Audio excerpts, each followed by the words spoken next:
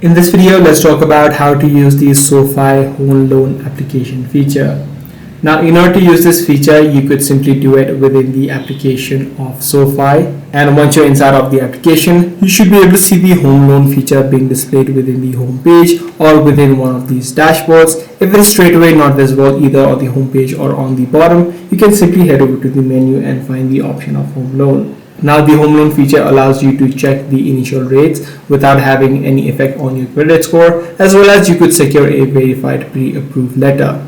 So what you could do is, once you're inside of the home loan section, you need to input your information, which is to complete the initial rate check. And as I said, you could secure a verified pre-approved letter. So if you choose to move forward, you can simply select the preferred loan structure to begin the formal pre-approval.